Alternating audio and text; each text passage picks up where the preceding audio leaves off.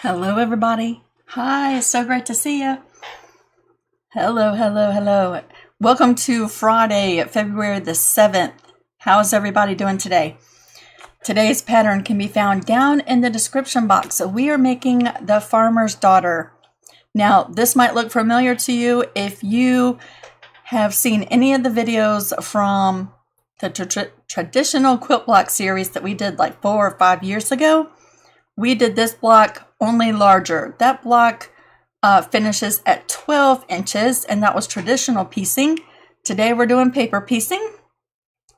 And this block was suggested by Miss Nita. Thank you so much, Nita. She suggested last week that we revisit Churn Dasher, which is different than the Churn Dash block, and the Maple Leaf, Farmer's Daughter, and the Wheels block. So those are a couple blocks that we're going to be doing in the upcoming weeks. This pattern is free through the weekend, y'all, so grab it while you can. Monday, it's going straight in my Etsy shop. Hi, everybody. We're going to give it a few minutes so that everybody can come in and get situated. I just lost my chat.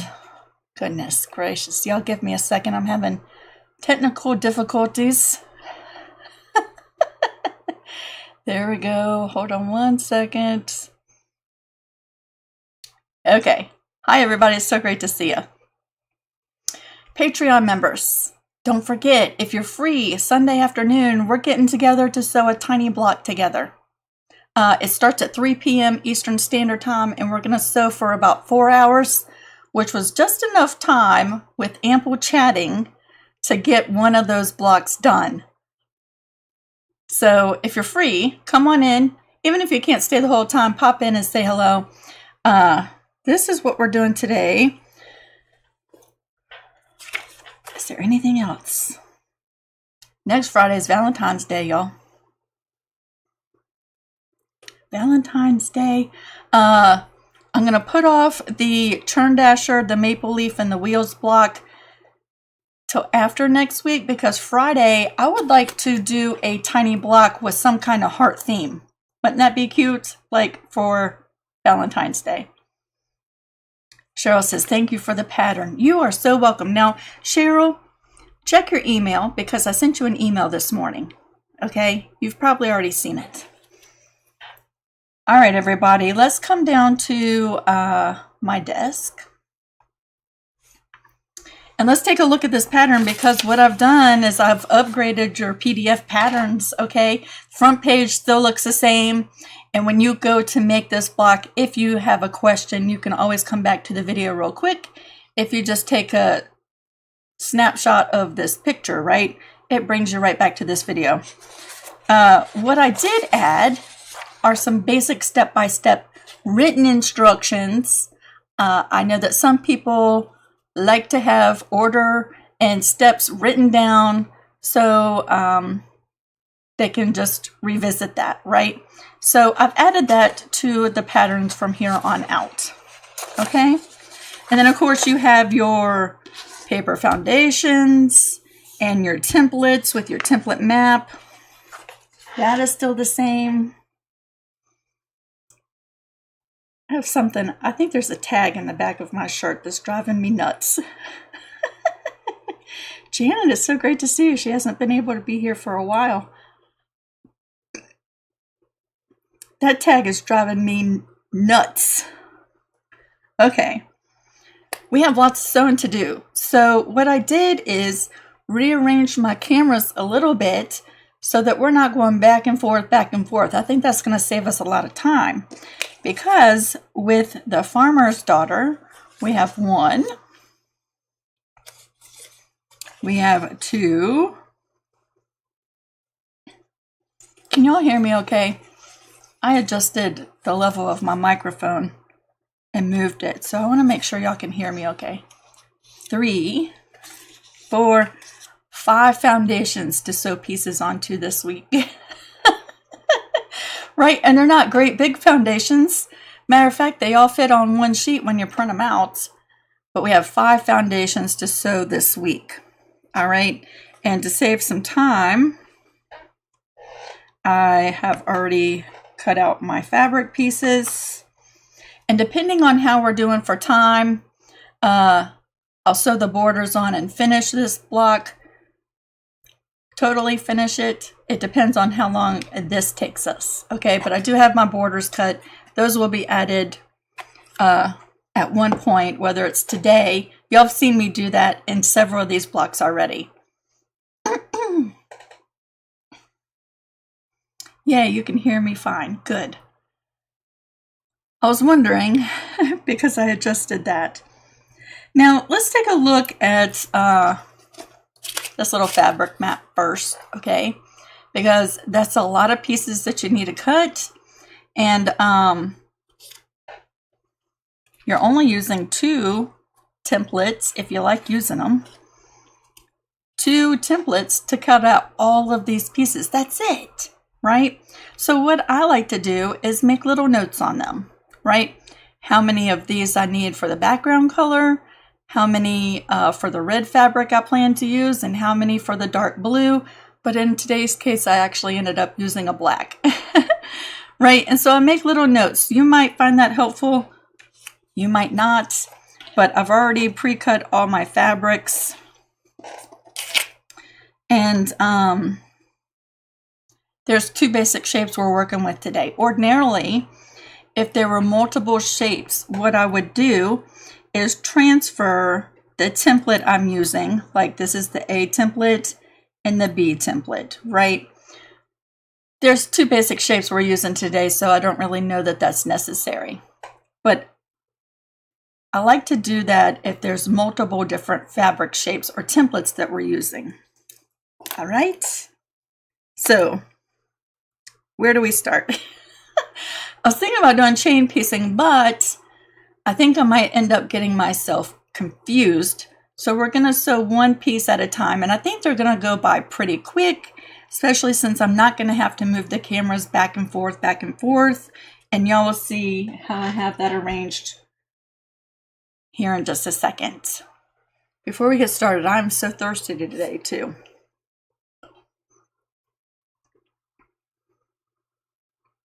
Whew, I can slow down now. Janice is here. She finally gets to see it live. Y'all, it is so great to see y'all. Thank y'all for hanging out with me. Now know that when I'm doing the piecing parts, a lot of comments get by me and I don't see them, right? But if you can stay and hang out, we can do some chatting towards the end. Oh, I'm so thirsty today. It's a little bit warmer today too. All right, so let me change this screen. So see that? Hopefully this isn't too small, but you can see all of this right here, right? And I think that's going to be helpful, so I don't have to keep switching the camera back and forth. I'm going to just stack these up right there.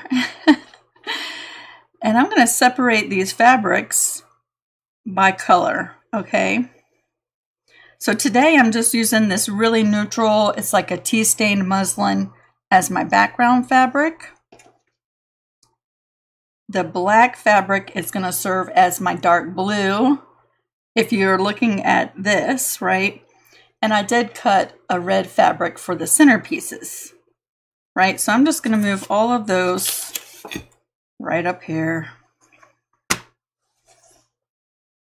like so. Oh goodness, there we go. And what I'm going to do is start adding the fabrics per the sewing order, right? So I'm going to start right here and I'm going to go in that direction, and then I'm going to come over here and go in that direction. I forgot, I need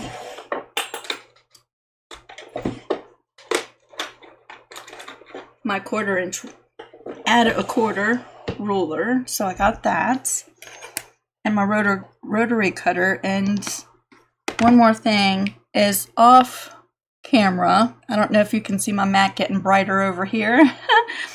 I'm going to turn on my light pad over here because I find it helpful when placing at least the very first fabric, right? So the first fabric is a background. of this color, and I'm gonna just start adding these fabrics. I have a little bit of this glue stick left, and that is it. So I have to use it sparingly. I have to get some more glue sticks. So off camera, I'm just gonna position this so that it overlaps, right? So there we go. And I'm going to start by just trimming the extra off of both sides. And that's just going to help us line up our fabrics. To save a little bit of time, I'm eyeballing this, okay? We have lots of pieces to add today. But if you need the aid of the little lip to add your 1/4 inch extra right there, make sure to do that, right? To me, it saves a little bit of time just eyeballing it. And I'm pretty good at eyeballing just a 1/4 inch right there. But that beveled edge really is handy for folding right on the line. All right, we're going to start right here with fabric number 2. And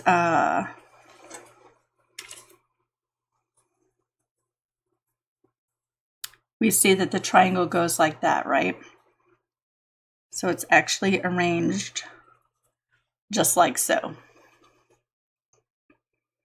And it's hard to tell, but I'm flipping the right side over. And we're going to bring that to the sewing machine. Now I've already lowered my stitch length to a 1.0. That's going to help remove the paper in the end.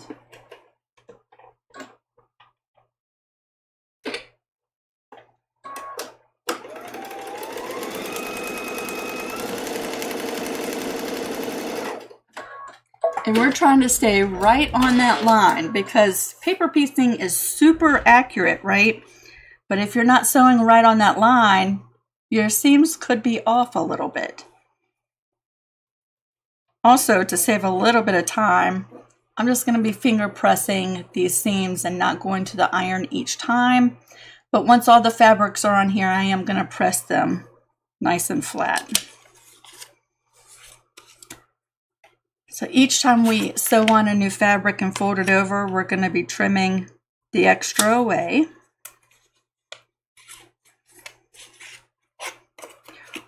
I really like this block because it looks so intricate, right?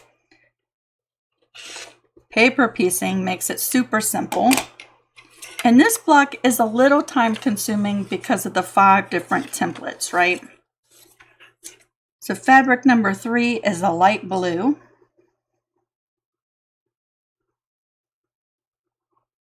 Separate. This fabric doesn't want to go anywhere.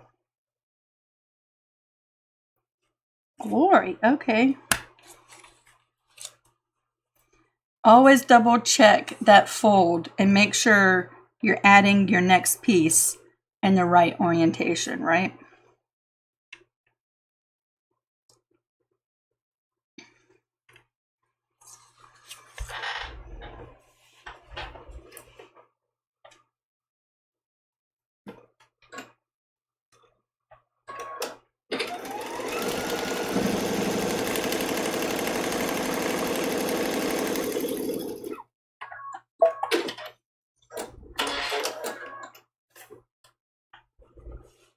Evelyn says, may I ask what we are making? Let me just show you real quick before I fold this fabric over. This is the Farmer's Daughter block. Isn't that so pretty? It is all finished. You could use it as a mug rug, a centerpiece on a table. We're making a whole bunch of different finished quilt blocks. This measures 7 inches by 7 inches. All right, we're going to fold that over. Sheila, I see that you are here. Me and Sheila have a date to go to a quilt store tomorrow. Sheila, I just have to give you a heads up. We are waiting for a phone call from the Humane Society. There is a dog that is in foster care through the Humane Society that we have been wanting to see. And it might be, we're waiting for a phone call. If tomorrow's the only day we can see this dog, I might have to, I hate to cancel Sheila, because I really want to go to the quilt store. But tomorrow might be the only day we get to go see him. Square. But so far we haven't heard anything back from them, so we're still on. We're still on, and I am in dire need of some brown fat quarters, so I'm excited for tomorrow. All right, focus, Lisa, because I don't want to add the wrong blocks. I'm just walking through each one of these. This is the 4th fabric that we're adding at this point. Whoops.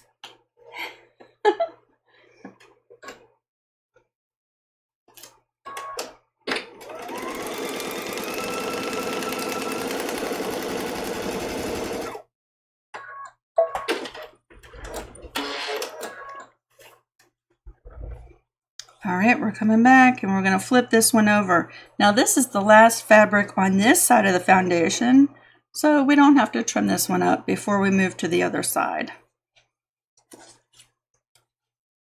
And one of the things that I love about the foundation paper piecing are all of these little triangles.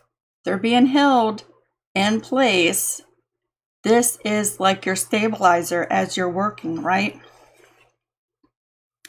Because those little triangles can be tricky and stretchy. All right, we're coming over here. The next fabric is a background, and the triangle, the long part, is going diagonally this way, like so. See that?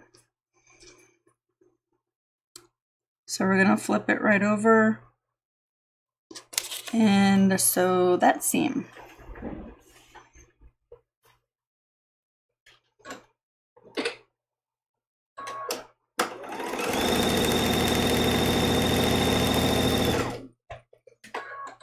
I really thought we would have heard from the Humane Society before 2 o'clock today.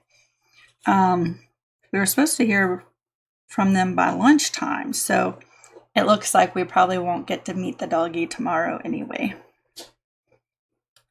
We just have to be patient. All right, that was the 5th fabric. Talk about being patient. My new teethies were not ready this week either. This whole week has been a huge exercise in my patience. And I've been handling it really well. But I only have so much patience. Do you know what I'm saying? All right. This is the first time we're using the dark star fabric. It's dark blue on the paper, but today I'm using this black fabric that was my aunt's. And I love it. And it's going to go like so. See that?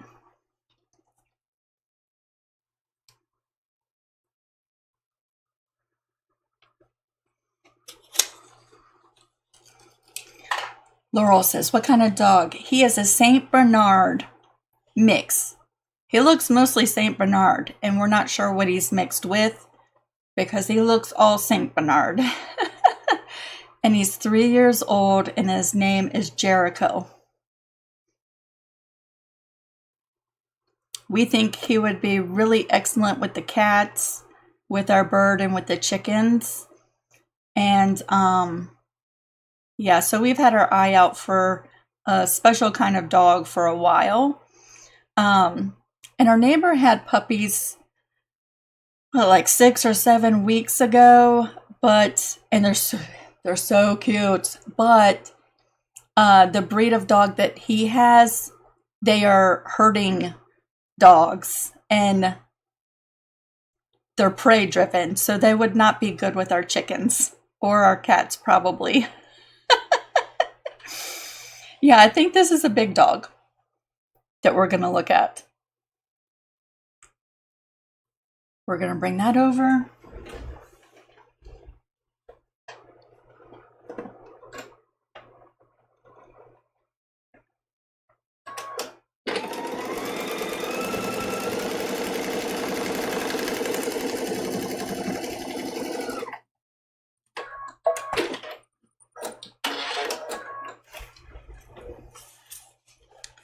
We're going to flip this over. I love that black fabric. It's so vintage looking with the little tiny little print on there. And then we're trimming this.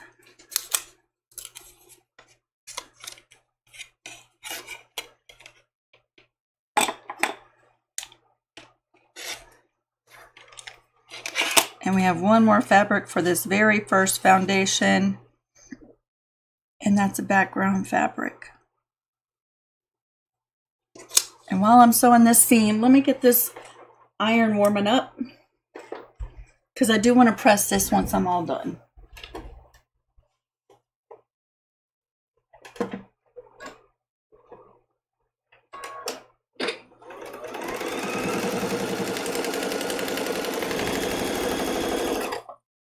These seams are so little, that speeds up the process, right? Because they're little tiny seams.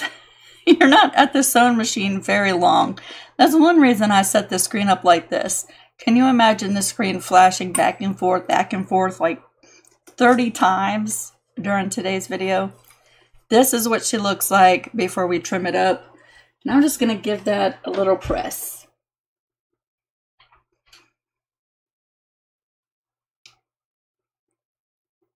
Robin said, St. Bernards are huge. My aunt used to raise them. Yeah, I've heard many people refer to them as gentle giants, which is kind of my energy. Do you know what I'm saying? That seems to be my perfect energy for a dog. Now I'm just grabbing this next one. I think they're in order. This one, we're adding lots of little triangles, right? So again, I'm going to start right here, and that is a red square. I'm going to add a little bit of glue right in the center.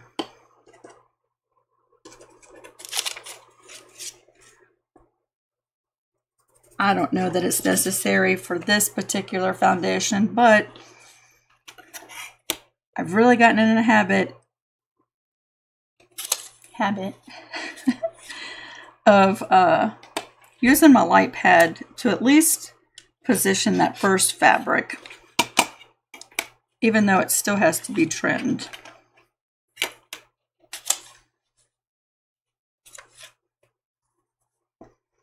All right, I'm just trimming up, leaving a 1/4 inch on both sides, and we're gonna be moving right along, right? We're going to start over here on this side, 2, 3, 4, and 5. Then we're going to jump over here, 6, 7, 8, and 9.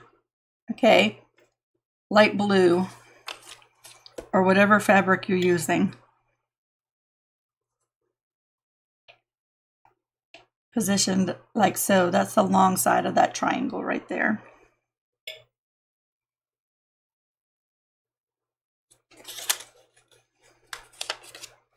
I just want to thank Miss Mimsy for moderating today. Thank you so much.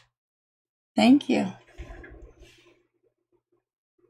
I did not cut my pieces out with my cutting machine today.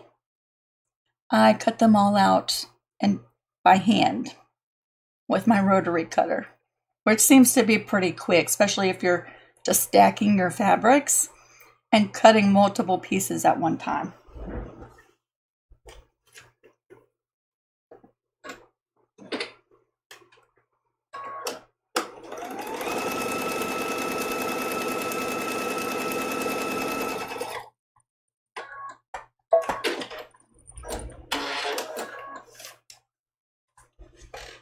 I think it takes longer for the thread cutter to cut that thread than it does to sew this little tiny seam.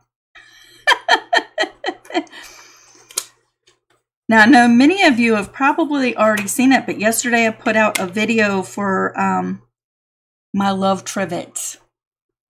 Those of you that have seen that video, what did you think about the change up of how I edited that video? I thought it was kind of fun. It was different. But I think it's more engaging, don't you? I think it keeps your attention more to see someone's face. Pay attention, Lisa. We're adding a dark. Seeing someone's face throughout the video. Do you know what I'm saying? Instead of just hearing me talk and watching me work the whole time.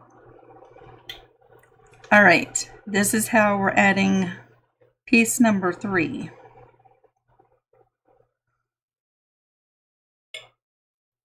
Just like so.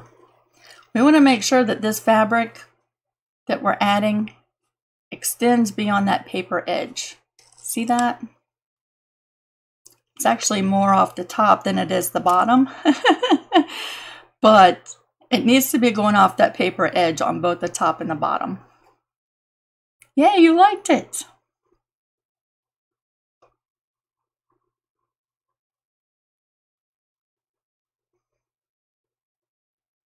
Dari is here too. Okay, thank you so much, Dari, for moderating.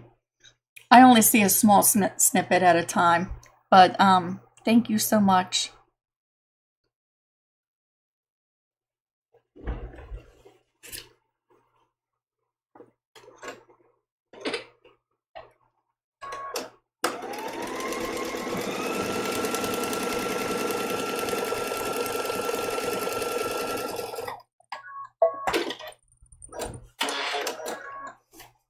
We're coming back over here.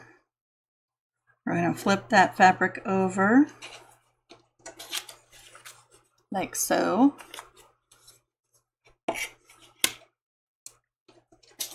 We're folding on the line between 3 and 4. And you do have to tear the paper over because you're sewing through that seam allowance just a little bit. And trimming.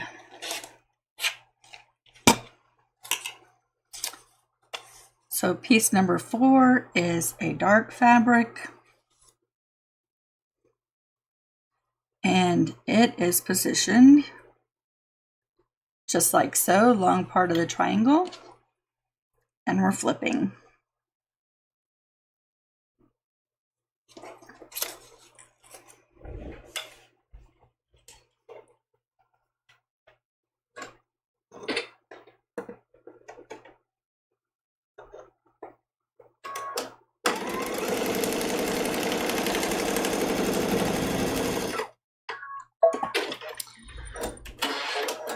The very next foundation is going to go by pretty quickly, and then we have another one that's just like this.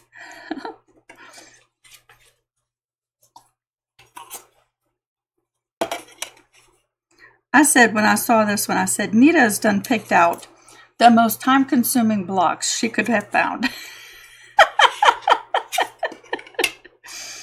Actually, I don't think it's the most time-consuming. During last month's quilt retreat, I sewed together what I think will be the most time-consuming, and I've been putting it off because it is so time-consuming. Number 5 is a background triangle.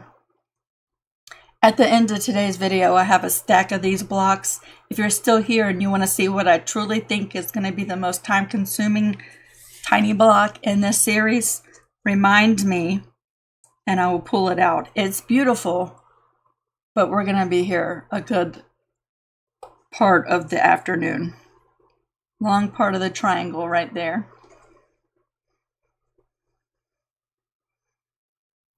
This one takes a hot minute though.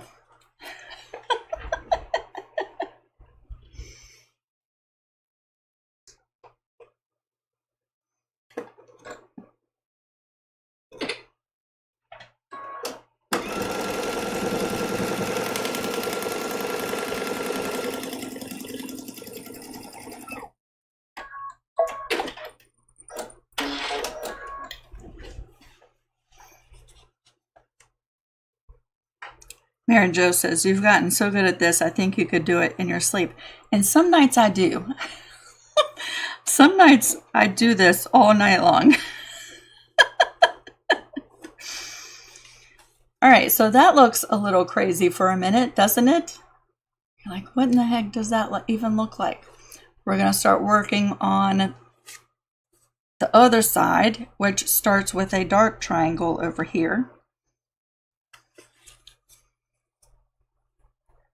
And then that dark triangle is situated alongside of the triangle. And it flips over.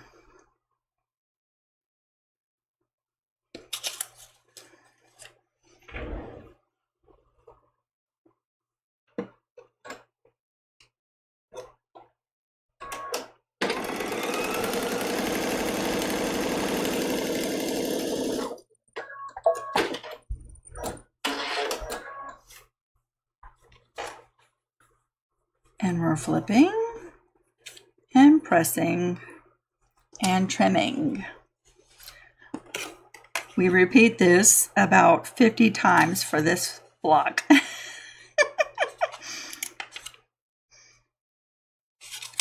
I don't want to discourage you though. It is a lot of fun to make this block. And if you enjoy paper piecing, you're going to love it. And truly, the finished block is so pretty, right? Light blue.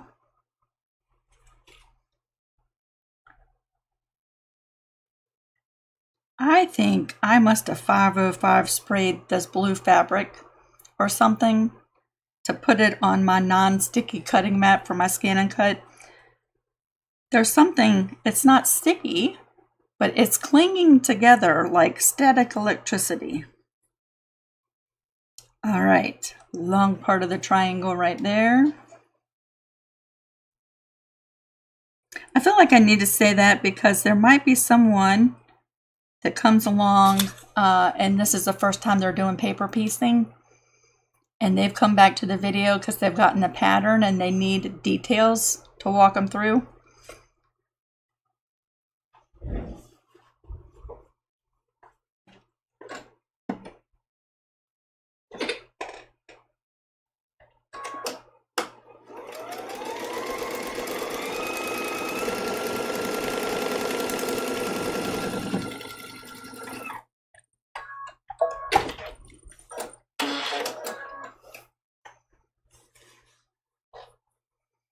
I'll tell you what, it has warmed up in this room. I'm almost thinking this little sweater is a bit too much.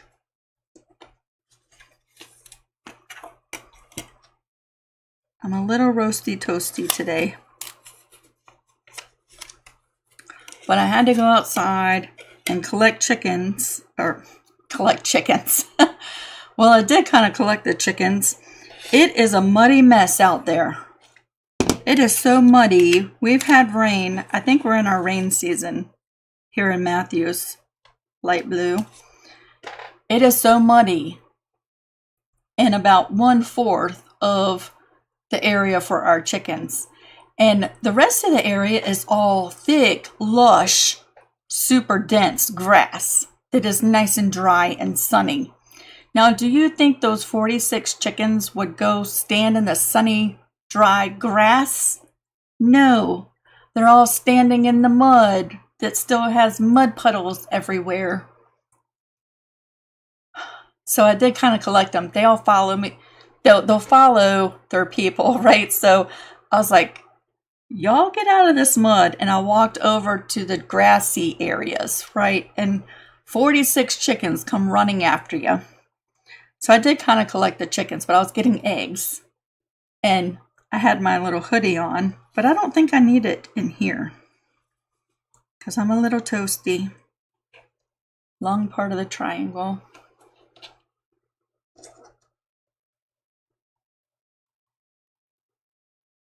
Did you lose the sound?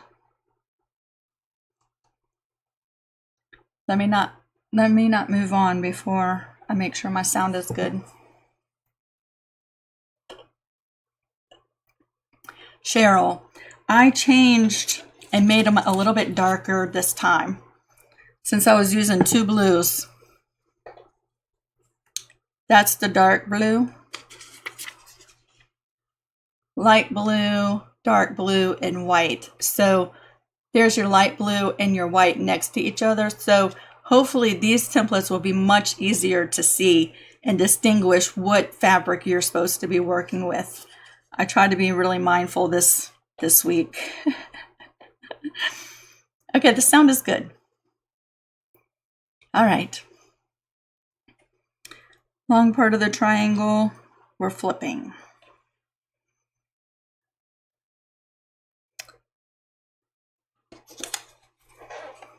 Yeah, they're just all standing out there in the mud. I'm like, why?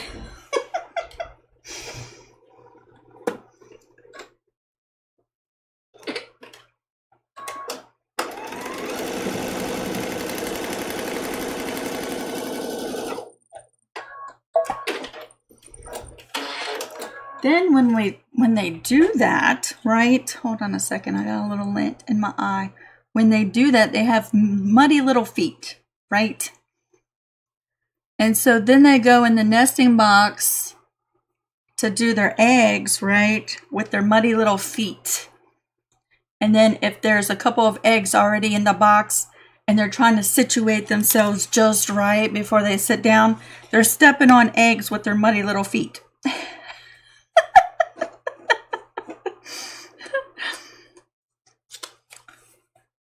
All right, I'm done complaining. 9 fabrics on this one little foundation right here. We are adding the 9th fabric on this little foundation.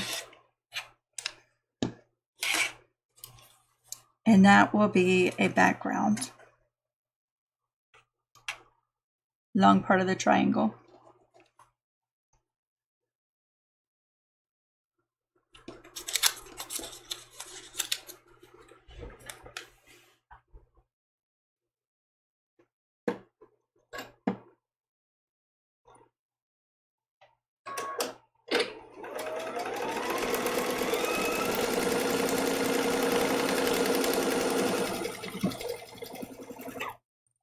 If you have an open toe foot, I think it is so much easier lining yourself up right on the line if you have an open toe foot for your machine. Now, I kind of have a love-hate relationship with the open toe foot that goes on this machine. It's nice and wide space. You can see so much with it. I love that. But because it's so wide, and the parts on the left and right are so thin, there's not a lot of traction, and so sometimes my pieces will veer to the left. And I'm going to go press that real quick, okay? But that's what she looks like at this point, which looks really weird, right? You're like, what the heck is that supposed to be? So if I'm piecing, I prefer not to use that open toe foot. Or if I'm sewing, paper piecing large pieces, it's really hard to stay straight on the line with that open toe foot. All right, that's going to cool off. This is the easiest foundation. It's right in the middle of the block, right? Super simple. We work from one side to the next.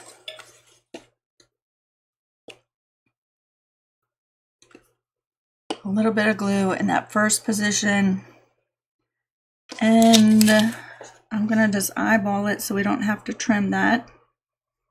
I'm using my light pad right off the screen, and I just placed that fabric just 1/4 of an inch beyond that sewing line. See that?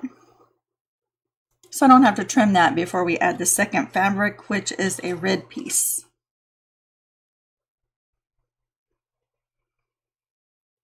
And the red goes right side facing down.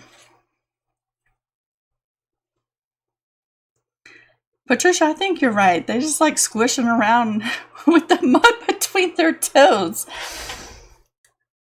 But it's smelly mud. It's a little smelly.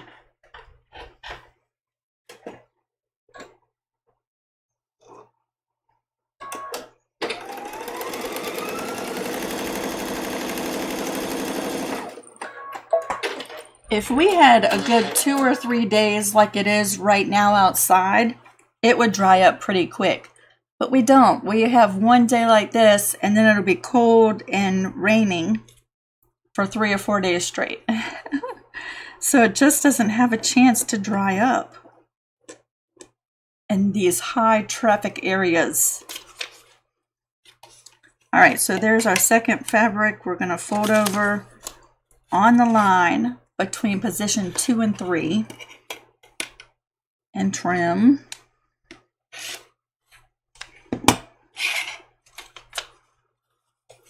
And then the third fabric is that one dark square.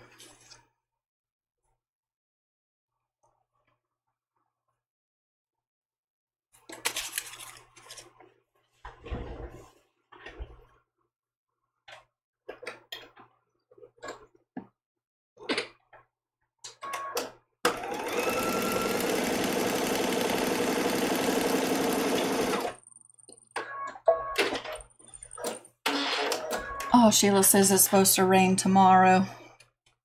No! I hadn't even looked at the forecast for tomorrow yet.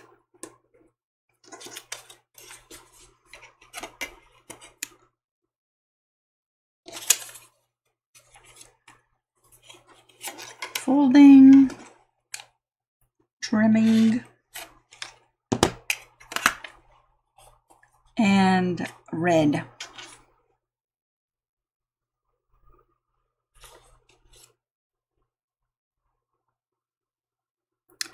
You know, after I cut out all of these pieces, I started second guessing my fabric choices. The red and the black go together really great with the background of the tea stain muslin. It's this fabric right here. I'm not really sure it goes. If you look really close, there's little red centers of the flowers. So it's like, okay, that should work really good, right?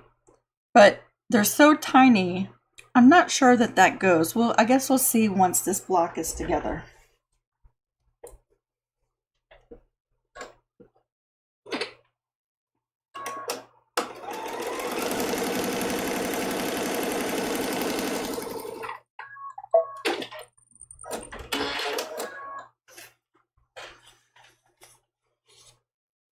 Flip it over, press it. See how fast this one foundation goes?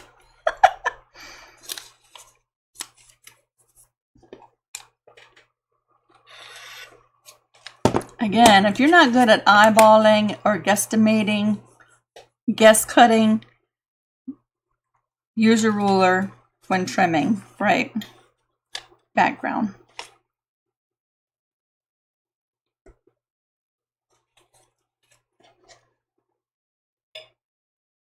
And I'll line it up. And we're bringing that over.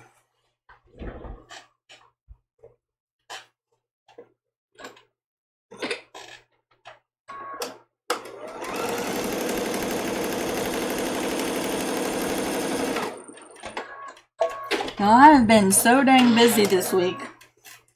I've had zero time for messing with my embroidery machine, which makes me really sad. I am so dang sad about that. There she is. I'm going to give that one a press.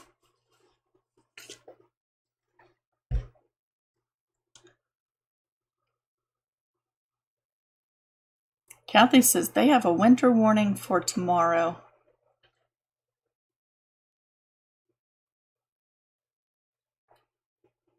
I want to tell you what, Delia, I have the long one that's like 12 inches long, which is really helpful if you're doing great big pieces, right?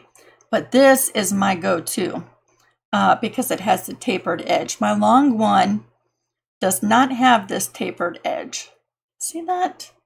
It's hard to see. See that little taper? It really helps you with the folding of the foundations. All right, we're back to this one, which is 9 pieces. We're starting right in the center. We're moving along though.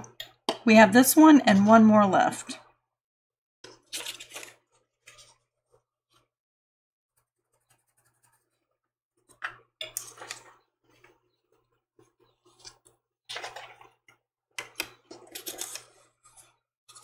Fold it, trim it, flip it around. I do so much talking during a live. I don't talk this much, probably combined all week long. And sometimes after the live, I've kind of lost my voice. All right, so again, we're working in this order and then coming over here and working in that order. So number 2 is the dark blue triangle.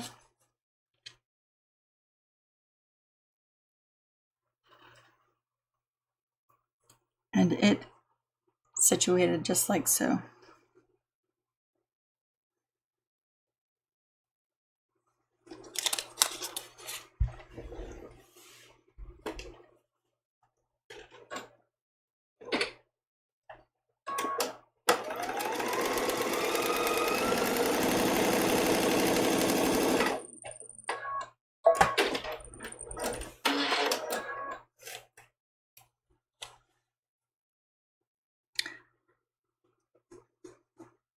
Finger press that over, flip it over,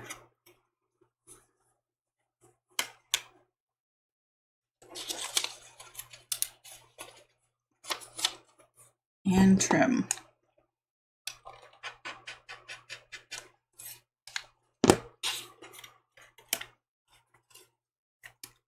Light blue. These are kind of like puzzles.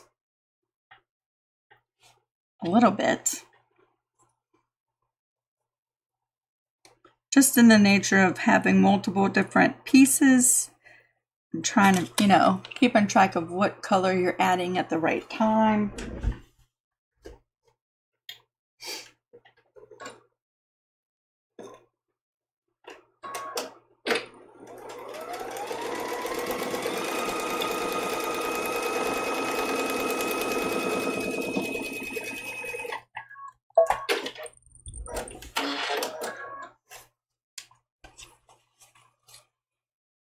Flip that over, press it.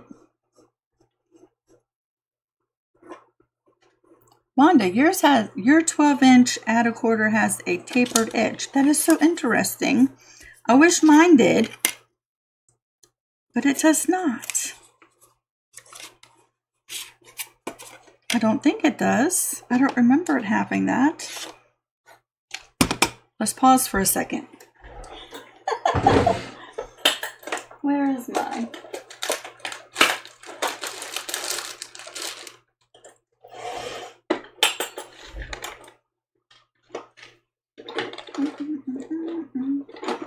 Well, you can see how often I use it.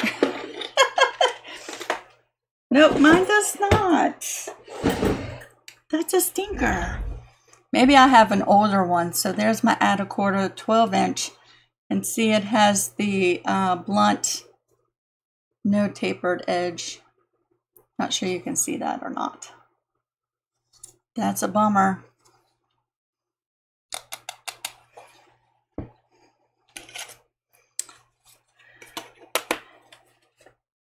All right, Lisa, where was I? Blue, light blue. Maybe I'll have to keep my eye out for a 12-inch that has a tapered edge, because that would be lovely. Like so. Long part of the triangle.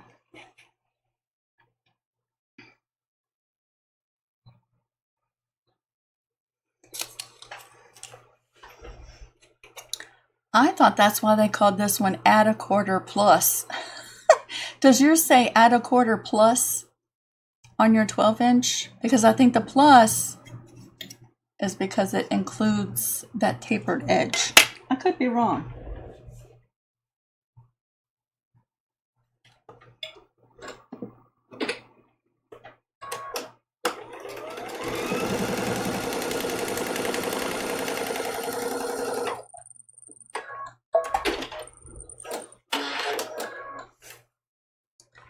All right.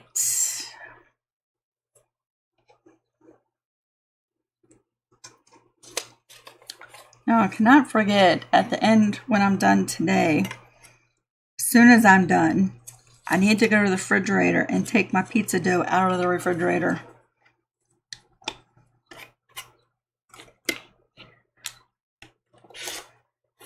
So we're having pizza for supper tonight. Background triangle. Let me just tell you what I did. Last Sunday, I made a double batch of bread dough and put it in the fridge.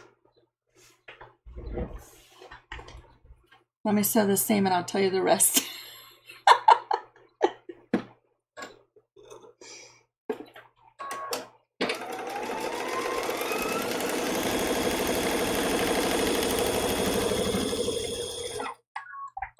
And then from that bread dough, all through this week, I've been able to just go in and pull what I needed. So this week I've made a loaf of bread, like on Wednesday. Like Monday or Tuesday, I forget what day it was. I made some blueberry cream cheese rolls, which were delicious. And then one night I made chicken Alfredo with homemade noodles. I pulled out enough for 4 breadsticks. Light blue, focus, Lisa. And so I have enough dough to do pizza tonight. And Sunday I will turn around and do this again because it was so convenient having that ready to go.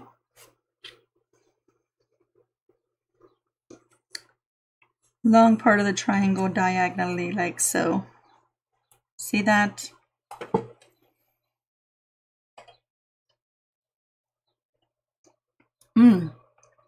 Kathy says there's a 12-inch at a quarter plus with the tapered edge.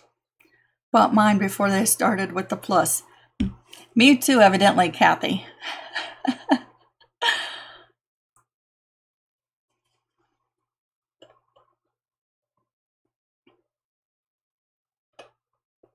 Sheila, yeah, that'll be one thing I can keep my eye out for. Although, you know what?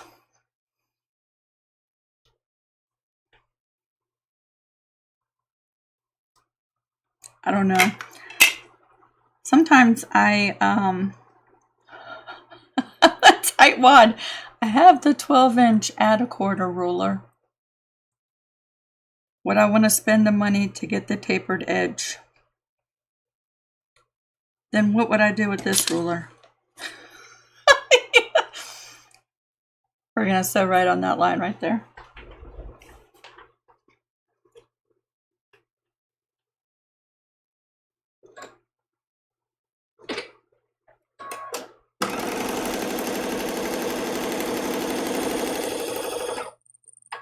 That's my single mom brain kicking in. I went a lot of years of being a single mom who couldn't even make it paycheck to paycheck, and that was working a full-time job and 2 part-time jobs.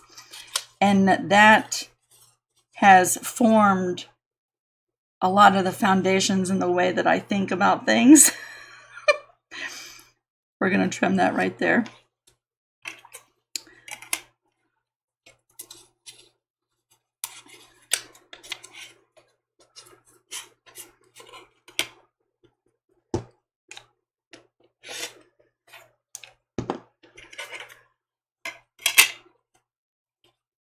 Dark blue for position number 7. Although I reckon that's not a bad mind frame to be in, though, is it? Being a good steward with your money.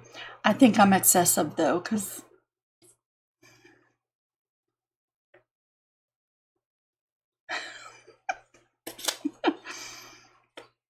we're on number 7, y'all.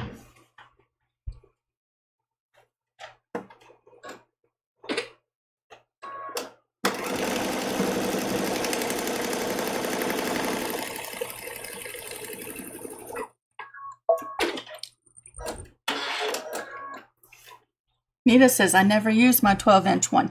Me neither, and that's why I had to look into different drawers to find it. I don't know if it's because it doesn't have that tapered edge, and I've just loved that about the smaller one. Or probably because I don't do a lot of stuff that's big enough to warrant using it. But it would be nice to have that tapered edge on it. Maybe I'll get Harlan to take it out and grind a little taper edge on it. I wonder if he could do that and still make it smooth.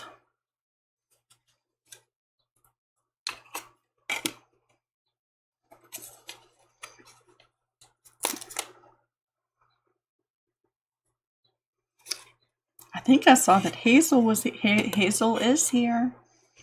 Hi, Hazel. Hazel, I told Mimsy that you and I had a video chat not too long ago. Focus. We're adding a dark triangle. I told her last week.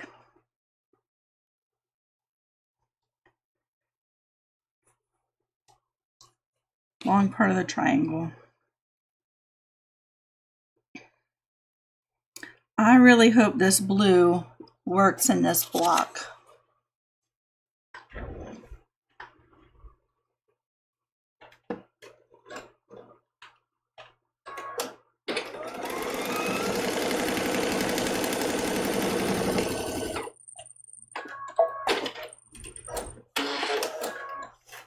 All right, we have one more little piece to add to this foundation, and then we only have one foundation left.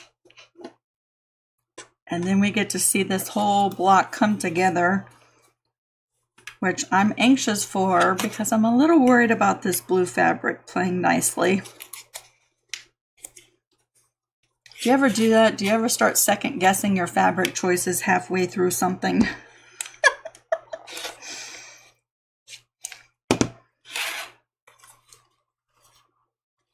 All right, a background piece.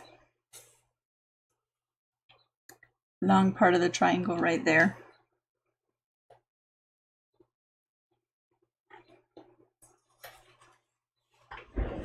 I think having the camera set up like this is saving us so much time.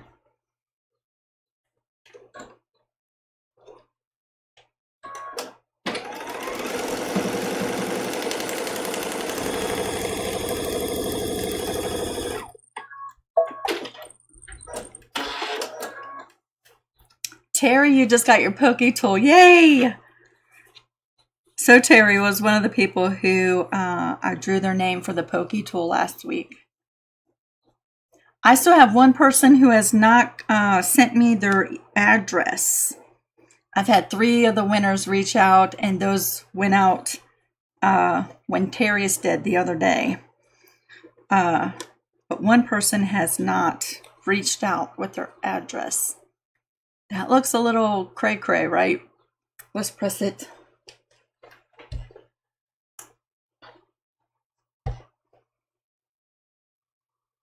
Mary Jo says, I really like the setup for today. Yay!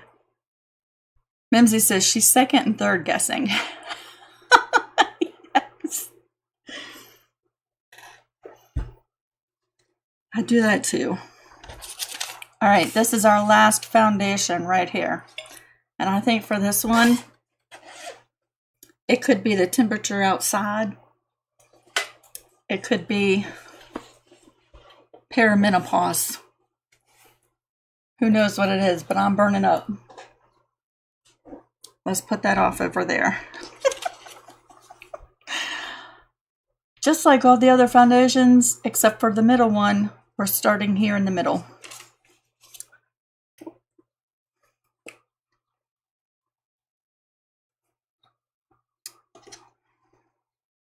Ooh, I feel better already.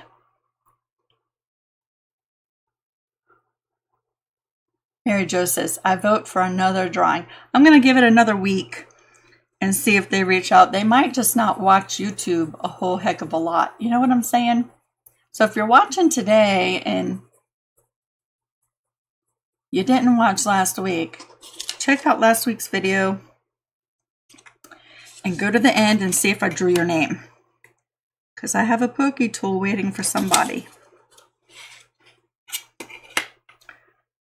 And if they don't claim it, we'll do another giveaway.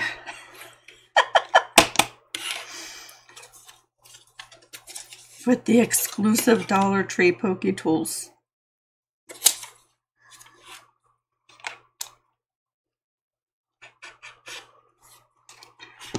All right. We're working this way, and then we're working that way.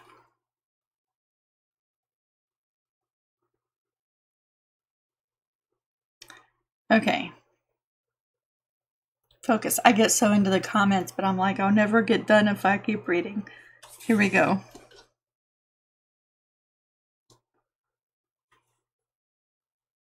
Long part of the triangle.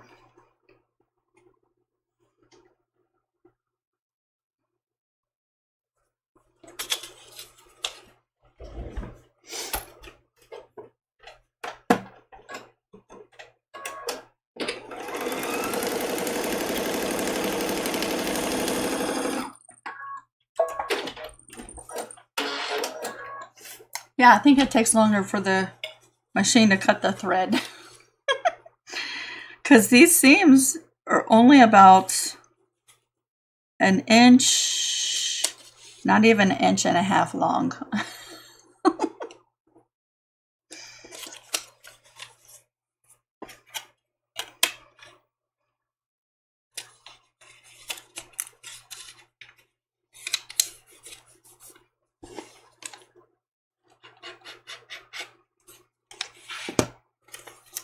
Dark blue. In my case, I'm using black today.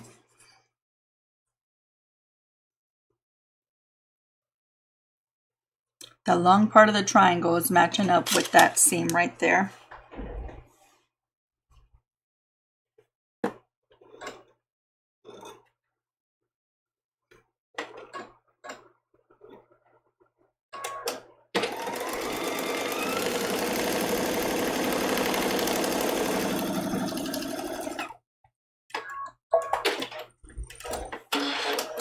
I'm trying to think of anything else exciting happening this week to tell you about.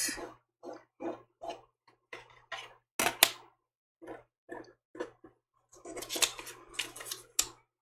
can't think of anything.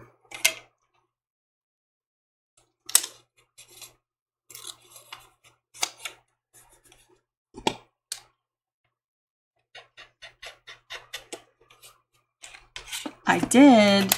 No, it wasn't this week. It was actually last weekend. I did digitize a little thing. I live in a town called Matthews, Virginia, right?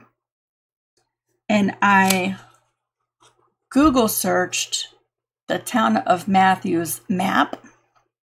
And from the map that I found, I was able to trace and digitize the county of Matthews, the shape of it, which is really intricate because there's a lot of inlets. You know, we're surrounded by water. I digitized that, and then I wrote Matthews, Virginia underneath of it, and some circle lines because I want to put it in an embroidery hoop. Like, doesn't that sound so cool?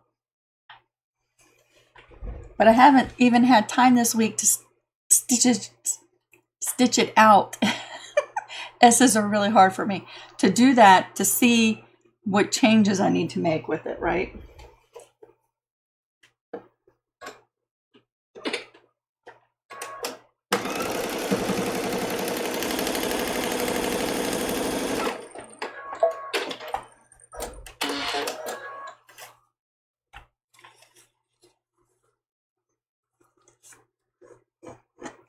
All right, that's the last fabric for that side. We have 3 more pieces, y'all.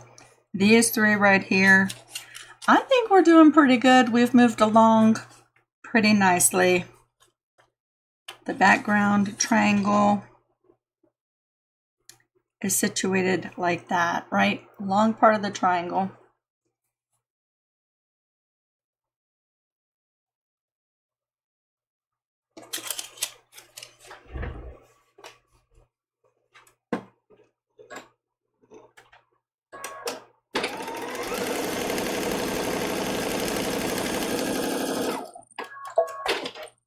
Now, after doing this is the second time I'm making this block, paper pieced, the tiny version. If I didn't have to focus on doing the live, and I could focus on like really concentrating, grabbing the right fabrics, chain piecing these foundations probably would have been much faster. But like it takes so much mental focus for me that I don't know that I could, without making any mistakes, which I usually do each week at some point. So I didn't want to try chain piecing today, but I do think it would be faster for this block if you did that. The light blue, long part of the triangle in the middle.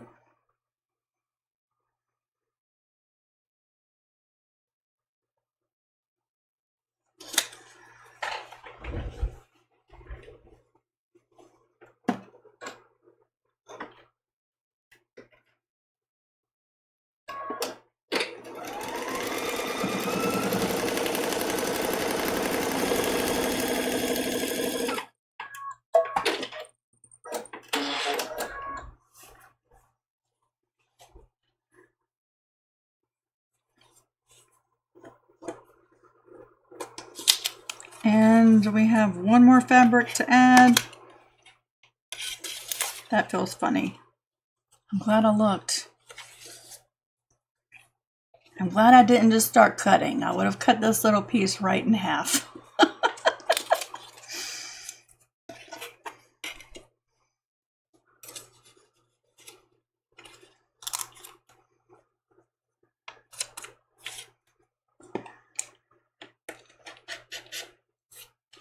All right, this is our last little piece of fabric for our foundations.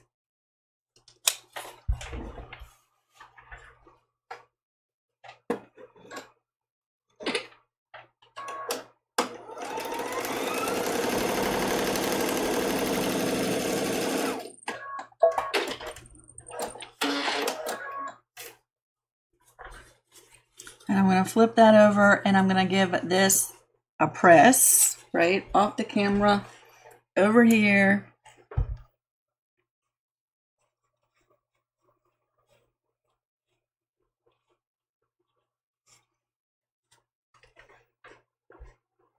Mimsy says, could you do the video ahead and use this format to chat and do your voiceover?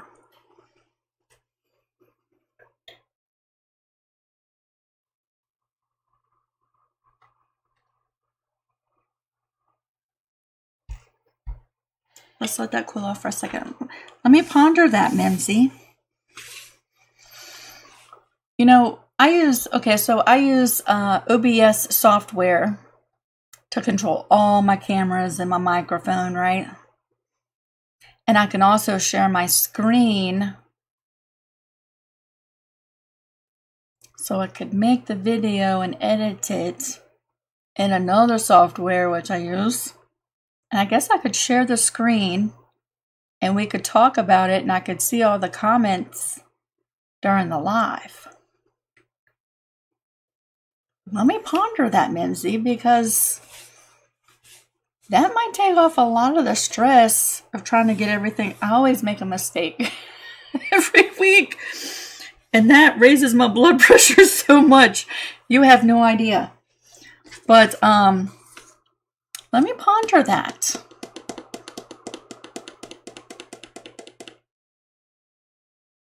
I don't know if it would be more work because I have to sew all these pieces either ahead of time or with y'all on Friday. You know what I'm saying? But I'll tell you one of the things I've been doing. The pre-recorded videos, like the one that came out yesterday, I've been changing up my workflow a little bit. Like you don't hear the sewing machine or the cutting noises and all that stuff because it takes me about all day to film that video and sometimes a day and a half or 2 days. And I cannot go that long of a time without listening to music, and I can't have the music in the background, right? But I feel so relaxed and enjoy myself much better if I just have my music on and I'm sewing, and I make so many less mistakes that way. And it's just, for me, it's much more relaxing. So I've been just recording, turning the camera on and recording. I got the music on, I'm singing. Sure as heck I would not want to put that in a normal video. And then I do a voiceover and cover it all up, right? Maybe pre-recording this part and then hanging out with y'all.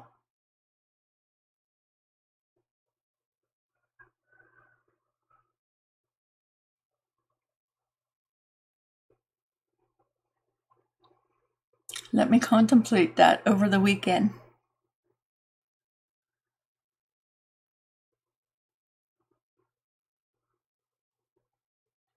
Allison said, "Oh, come on, sing along." You don't want me to do that. All right, here's my 5 foundations. And they look a hot mess on the back, right? I'm just going to go through and we're going to trim all these up. Now, y'all have heard me say this part umpteen million times, especially if you watched along during Sunday Stars. We're lining up, I'm going to say it again. We're lining up 1/4 inch line on the ruler to the inside line of the foundation. Never know, somebody might be watching for the first time today.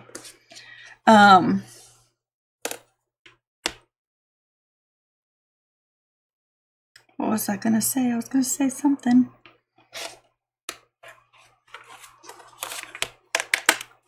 And now she's all perfect. See that? Let's go through and do the other 4. It used to be a long time ago, I used to just quickly use the edge of the paper to trim everything up. Occasionally, doing that, I would run into a problem where my pieces really didn't line up. And what I noticed was, if I was trimming my pieces according to the edge of the paper, what if I didn't cut the paper correctly? Right? What if I was on the outside of the black line on a couple pieces, and I was on the line on a couple pieces, and just inside the black line on a couple pieces? All of those variances build up, and eventually you're going to run into issues lining up your pieces, right? Perfect. So then I was like, well, Lisa, I could take a lot of stress off and not trim according to the paper edge, because then it wouldn't matter if I cut my paper template or my foundation out perfectly. But if I always go by that 1/4 inch line in my ruler, my seam allowance will always be right.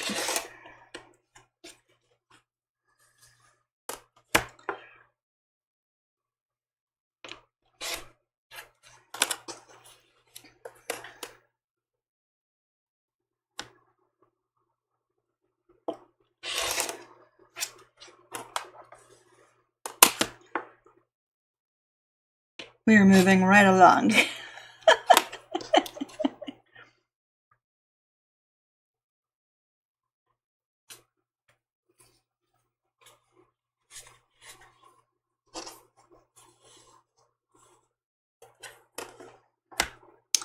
Jackie says, if I tried to talk, think, measure, cut, and sew all at once, I would surely make multiple mistakes.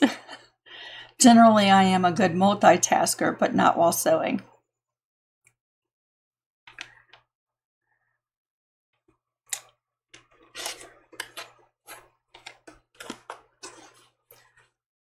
I can multitask like nobody's business. I think that comes from my coffee shop days.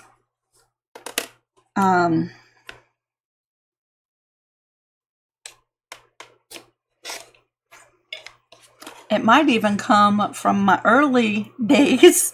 My very first job was at McDonald's. And I was a cook in the back. And I was good at it. Okay, I was really good. And you want to talk about multitasking, that job requirement, like you have to be a multitasker. All right, because you are making cheeseburgers and double cheeseburgers and quarter pounders and Big Macs all at the same time. While chicken nuggets and french fries are going. Although luckily I was not, the french fries weren't my thing, but the chicken nuggies were. So it might be from my teenage days. But I am a good multitasker, I will say that.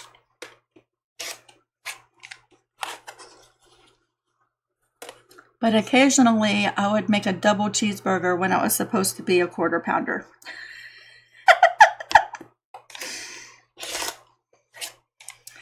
All right, that's all 5 foundations trimmed up. And so that's the little cuttings. I had been saving this to stuff little stuffies with. Today, I'm not going to do that. Mary Jo says, where did you find the song that was all about sewing a quilt? Do you know what? I have an app. Now, I have a love-hate relationship with AI. I think AI, there's so many reasons why AI is a little unnerving to me. But AI is also so helpful for a lot of things, right? But anyway, that's another discussion for another day. I have an app called Donna, which is an AI song creator. And you type in what you want your song to be about. And then you can pick the genre of music, the mood of the music, and it writes a song for you. So I have like 20 songs that app has written for me. That's one of my favorite ones. But the rooster song that plays when I sew Rudy the Rooster in the embroidery, that song was written in that app too.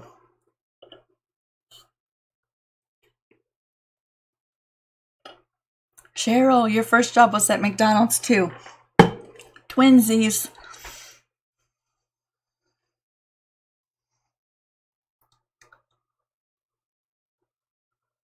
All right.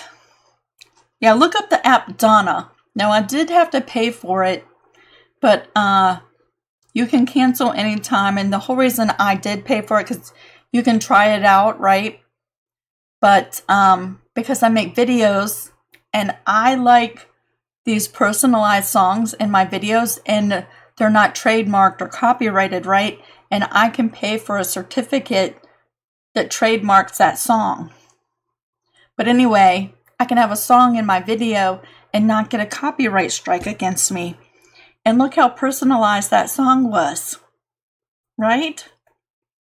So I might write a few more songs and then cancel the app once I have a good little playlist going on.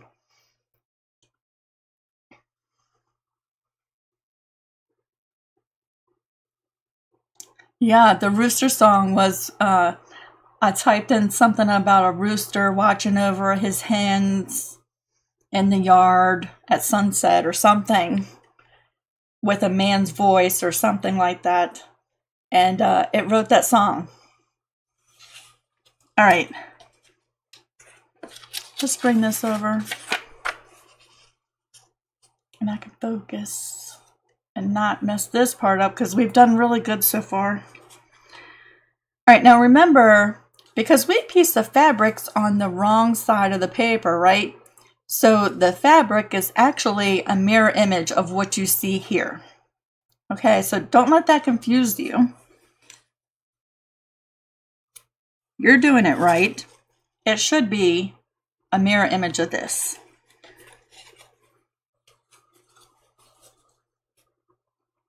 Oh, I almost messed up.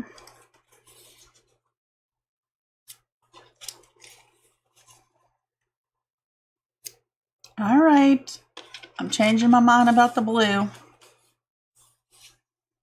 I'm going to leave this on the screen for just a minute. So in case you're making this block and you need a visual reference of laying your templates out because the mirror image is a little confusing for you, you can see how I've got my templates laid out.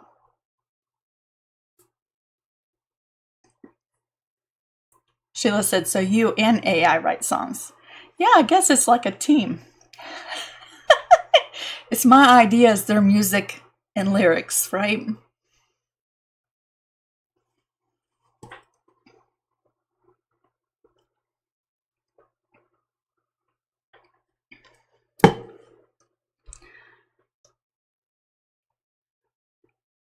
All right, we have 1, 2, 3, 4 seams to sew this together.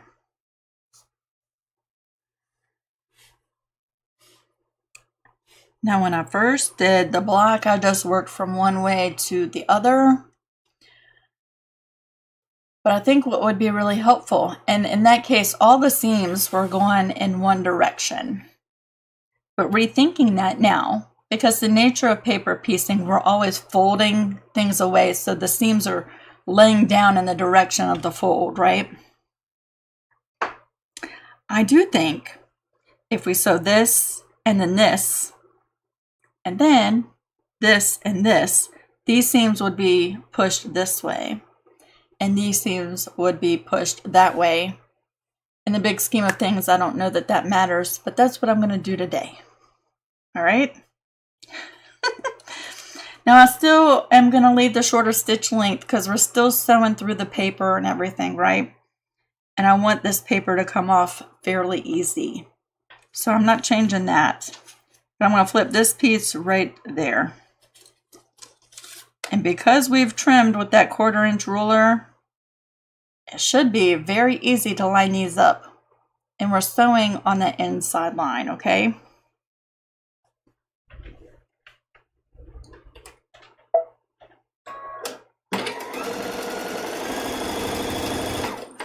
Make sure I didn't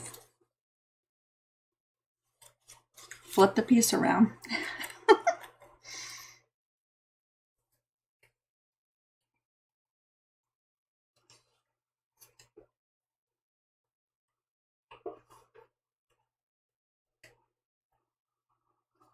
All right, Lisa.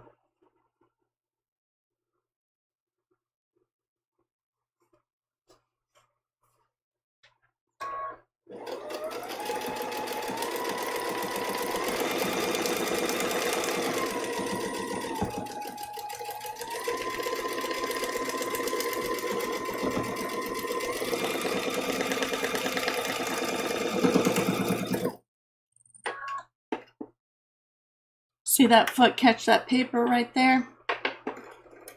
Get down there.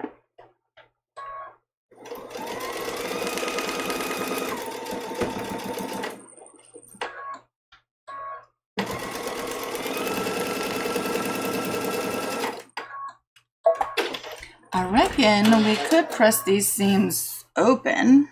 Let's take a look at that.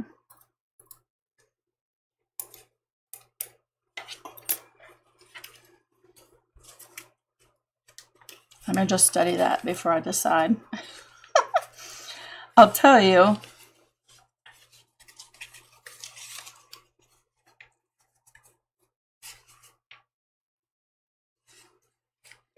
What do we want to do? Let's press the seams open. Why not? Where's my little pokey tool? So I'm going to go ahead and just take the paper off of that seam.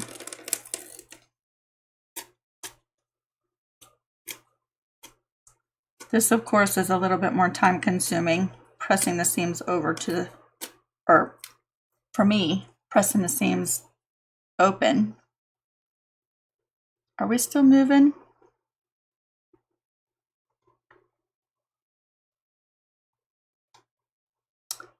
Oh, hold on a second.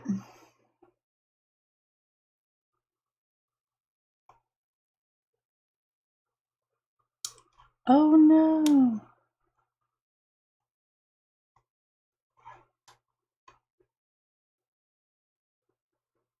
Oh, hold on a second. I'm getting some kind of weird thing. Dun, dun, dun, dun, dun, dun, dun, dun.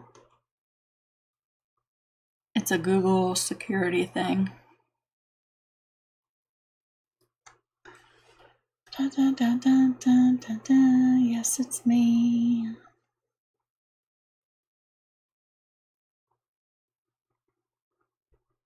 $60. All right, there we go. Sorry. I wasn't seeing none of your comments. Now let's come back here. All right. Of course, it would pick during a live to do some kind of update like that. For me, it's more time consuming to press a seam open. But let's do it. Because it's Friday.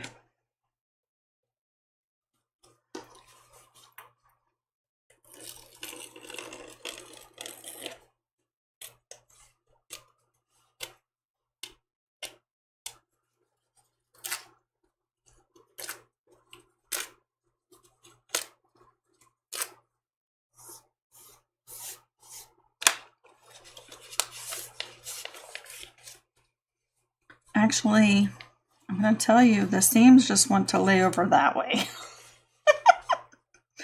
And I'm going to be fighting them a little bit to press them open.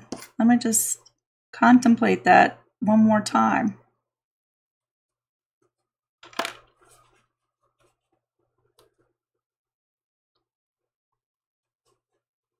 Contemplating.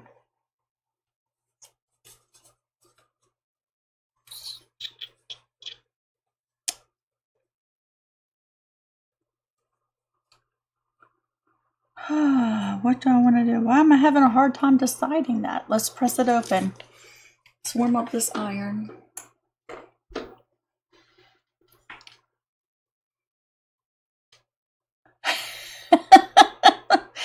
I'm definitely not starting off with this foundation paper piecing block.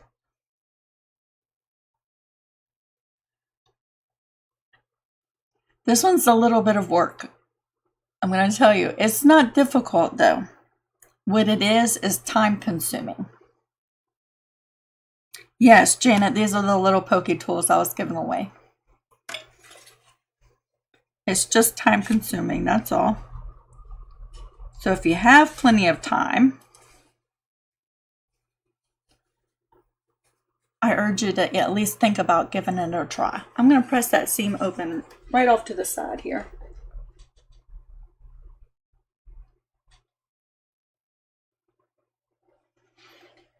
Pressing.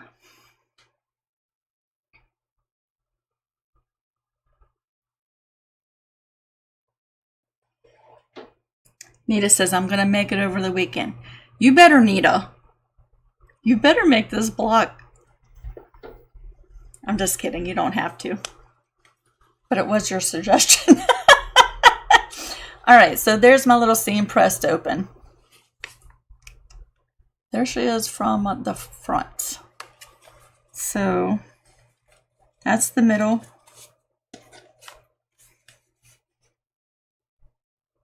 You know what? Pressing that seam open opened it up too much. See that? It's a little off because I really forced that seam open.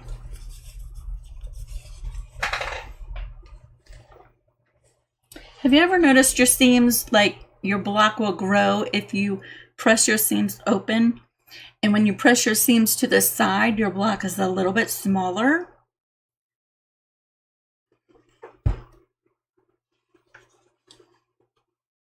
Now I already done did it.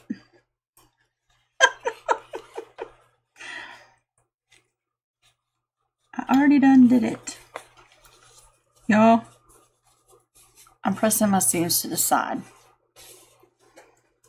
from here on out.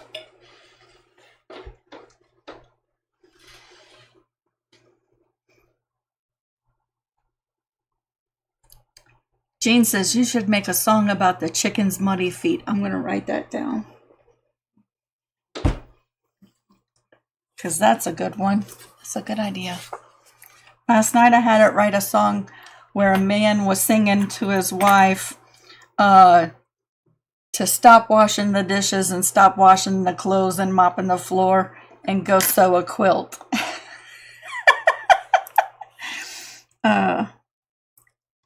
Song about chickens' muddy feet. I'm going to do that tonight. All right, let's sew this other piece on there. Here we go.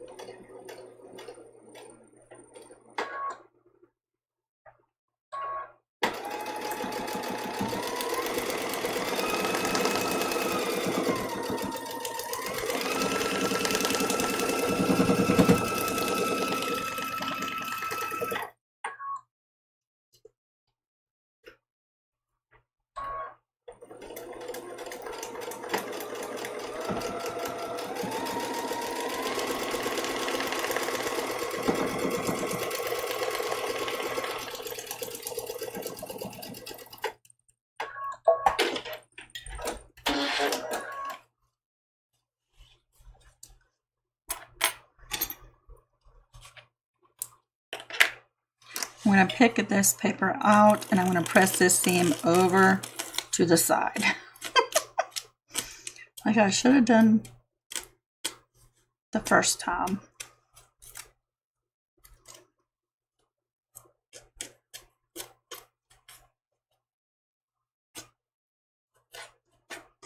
And I do think, for me anyway, I always forget to do this, but getting the paper out of that seam allowance now makes it easier in the end, because then you don't have to reach up underneath the seam to pull these pieces out.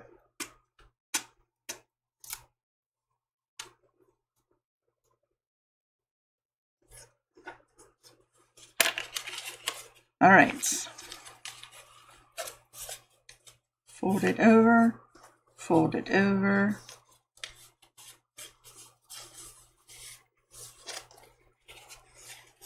And see how much better that seam lined up versus right there and right there. That's a seam I pressed open. This is a seam I folded over to the side.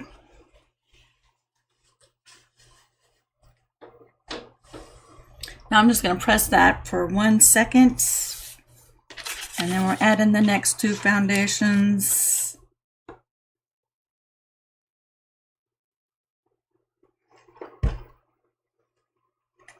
Oh, that's hot. All right, I think I'm really starting to like the blue in this block. We're working down here. We're going to flip this right over.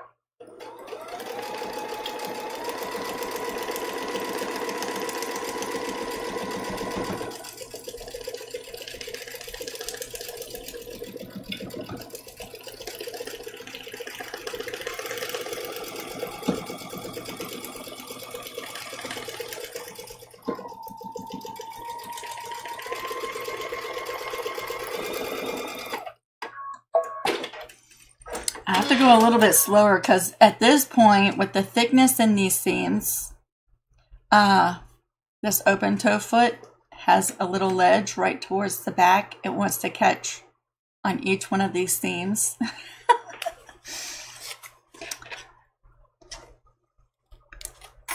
But yet I can see so well with it. Let's take that paper out.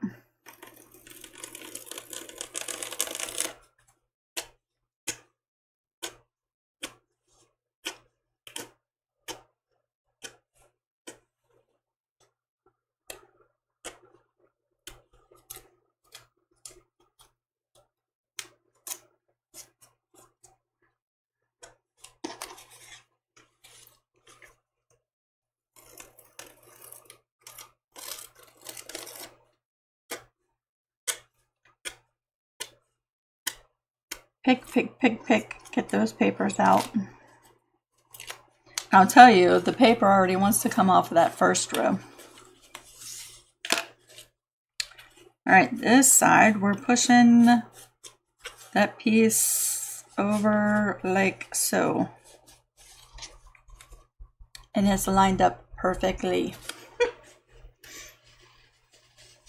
So my suggestion, even if you like pressing the seams open, you might find you get a better result pressing your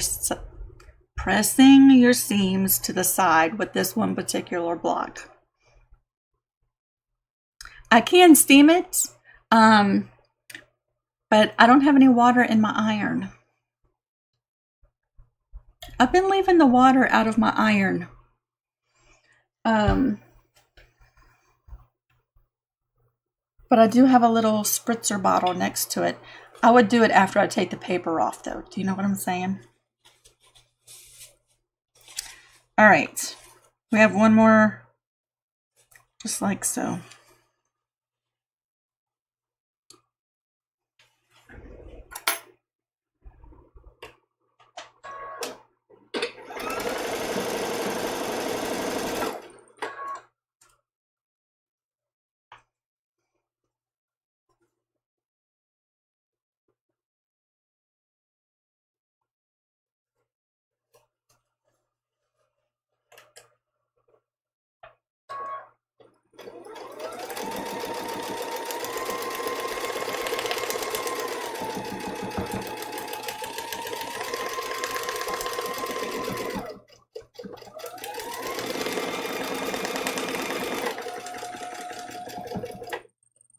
See how it wants to kick this way?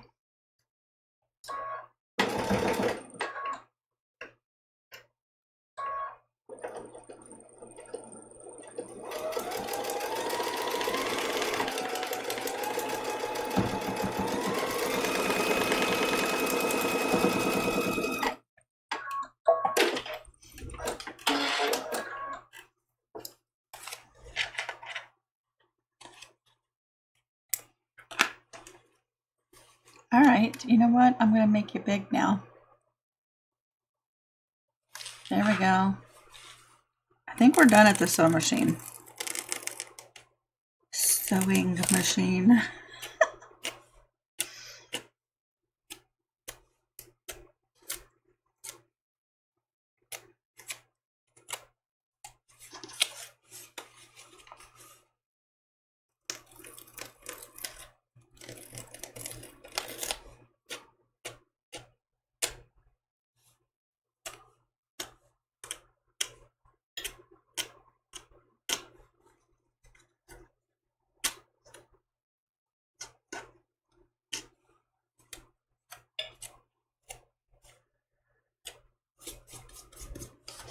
All right, let's press this one over.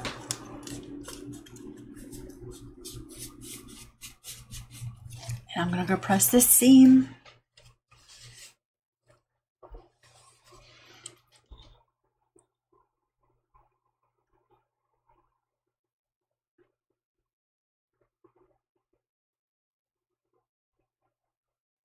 Nita, I did make a song about paper piecing. That's one of my songs I'm saving in my playlist. Some of the songs end up goofy though, and you're like,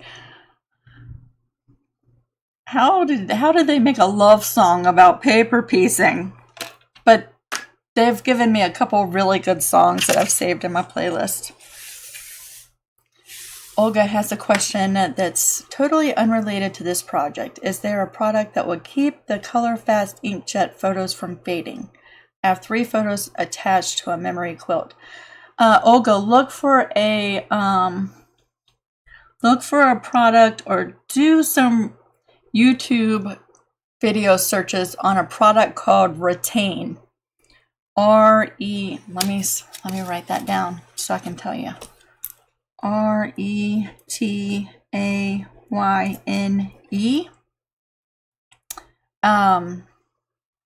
There's another one too that's called, starts with the S, Synthropol or something. I wouldn't even be able to spell that one for you. It's made by the same makers of the people who make rattan. But look up this one. I've used rattan to hold on to color in a fabric from a printed photo, but it works like it really depends on the whole process, right? The inks that were used to print, if they were heat sets, but this might save your photos. Look that up. I love you too. Yes, Robin. Robin wrote down the correct spelling for, and I can't even say that word. For one, it's an S word, but I can't say that word. But Robin, look up rattan and what Robin just wrote in the comments and look those products up, okay? All right. I like the blue now. I don't regret that decision now. Isn't that so pretty? I'm going to just take a couple minutes and poke all these papers out, which hopefully won't take too terribly long.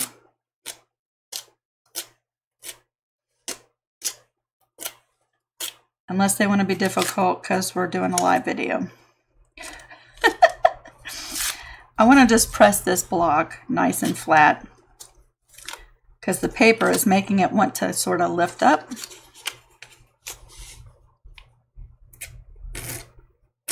And I'll show you all my little water bottle that I use. We are on a well. We're on well water. And we have a water softener for the whole house, right? I'm not sure what that would do for the iron. And I am someone who says, you know, if I had to only use distilled water that I bought from the grocery store in my iron, I will always never have that. So I've just started spritzing things with a water bottle if I needed the extra, you know, help with the pressing. I do miss the water in my iron though. I'm not even going to lie. I think my iron gets way hotter when I use steam in my iron. But that might be one of the reasons why my little cordless one went bad. I don't know. I can't say for sure, but because I put water from the tap in that iron. I can't say for sure though. I don't know. I'm just speculating.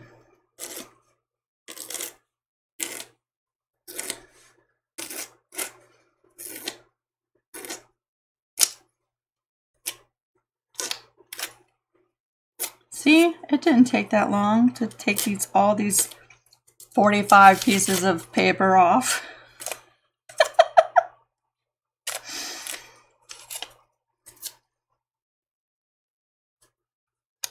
And I have more bits. I mean, I could really pick this thing clean, but let's go press that. And I'll bring you along.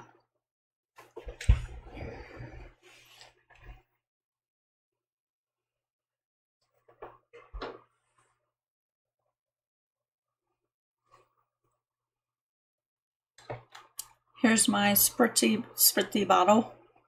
Actually, you go like this, pump, pump, pump, pump, and it just does a continuous mist. It's wonderful. I'll tell you one of the uses for it here in a second. See that? It's a little mist.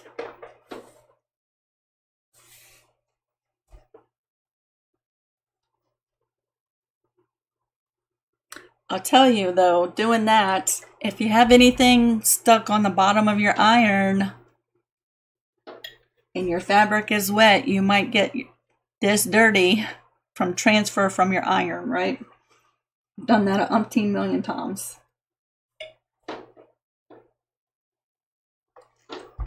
See that one seam right there?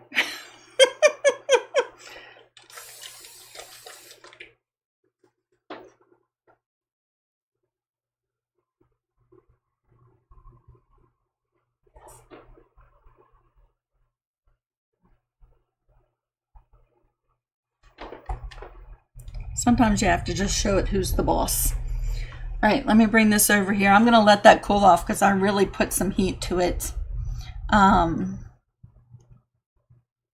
Here we go. I have a couple of these, but so who has time to press a quilt backing that's 108 by 108 inches, right? So I'll load a quilt backing on my frame and let it droop, or I'll lay the fabric over my frame, and any hard creases I'll spray lightly, and the creases just like magic erase. And then I'll let the fabric dry and load the quilt on my long arm. I have one of these for Poppy. He loves a little spritzing misty bath.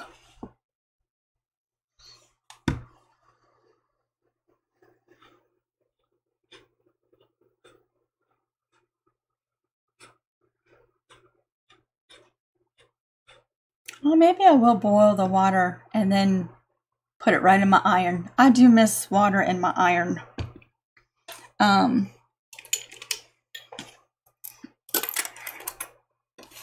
do. Let's clean up this mess before we present the finished block nice and pressed. She was a little bit of work, and she took a good hot minute, an hour and 48, but we've talked a lot. Here she is. Farmer's daughter, especially for you, Nita. There you go. Let me turn off this light pad. Now, because we've been here for an hour and 48 minutes, I'm not going to add the border and the back fabric, but let me just show you what it's going to look like. If you want to see a finished picture of this block, I'll probably finish it Sunday morning. I'm going to post a picture of it on my Facebook page. So if you're not following me on Facebook, you might want to do that. There's a link in the description box that brings you over to my business page on Facebook. And then there's a link for the creative crew on Facebook. If you haven't joined that, that's a great place to share all your work, not just stuff that you make here each week, anything you're working on. I don't know if y'all saw that castle quilt last night. You have to check that out. When you talk about photos on fabric, that is the coolest quilt I've seen in some time, incorporating photos into a quilt. It is so dang cute, and she did a whole bunch of extra detailed work to that quilt, embellishing it. But if you haven't seen it, check that out too, okay? Won't that be so pretty with the black framed? And then I have my batting and my back fabric all ready to go. But yeah, I think I'm done sewing today. So I'm just going to pack all this right into this little container and save it. And I will post a finished picture of this block. And if you're watching for the first time and you're like, dang, I was hoping she'd do the borders so I could see how to do that. There's a playlist where all these tiny blocks are all grouped together. If you go to the first like 3, I sewed the block on, and I show how to leave the opening in the border and not along the edge. So look how perfect my edges are. I didn't have to hand sew, no openings closed. I didn't have to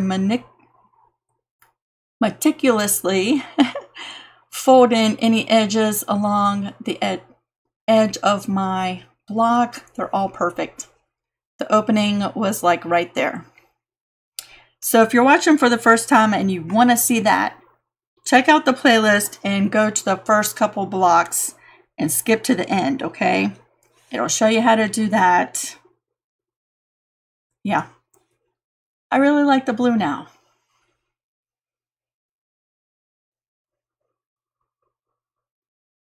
Do I have a link for the spray bottle? I bought those like 2 years ago. I will get a link for you. I have to go through my my purchases on Amazon, like probably 15 pages back. But I'll get a link for you. I think it came, you get 2 of them, because I got one for Poppy and one for my sewing room. But then, what else did I do? Oh, I ended up ordering this again because I have 4 altogether. And I have, what's it called? Let me write this down. Dang.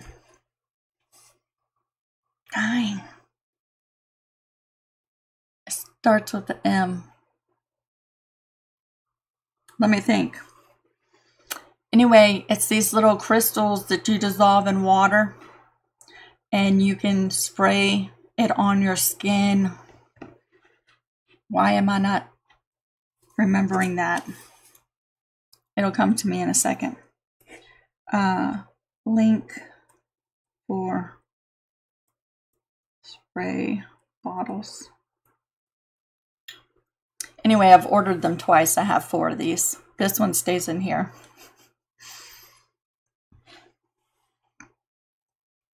Oh yeah, and Memsy said to make sure to answer the questions if you haven't joined Creative Crew already. We have an awesome moderator over there, and we are really specific. Like, you have to answer those 2 questions or we can't let you in, okay? We try, and Maureen is really helping me out a lot with this, because some days we get a lot of requests, and some of these people, you know, Facebook, some of them are bots or fake accounts or people who are just trying to sell junk or whatever. So, you know, we do filter the join requests, answer the questions to join.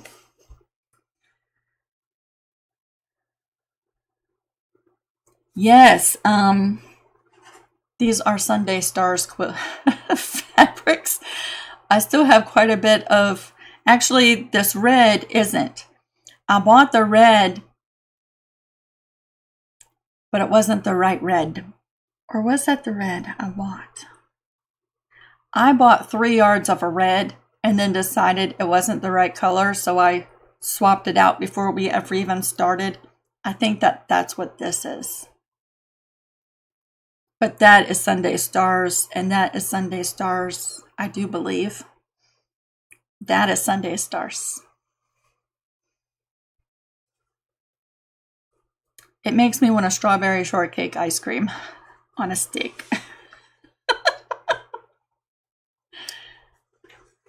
Thank you, Barbara. I'm going to write that down too. I got to go take my dough out of the fridge as soon as we're done.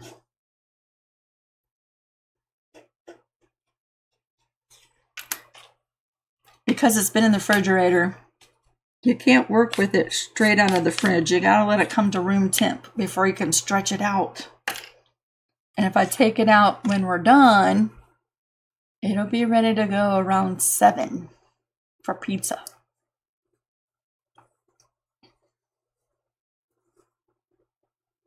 Could I tell you about my Patreon group? Sure.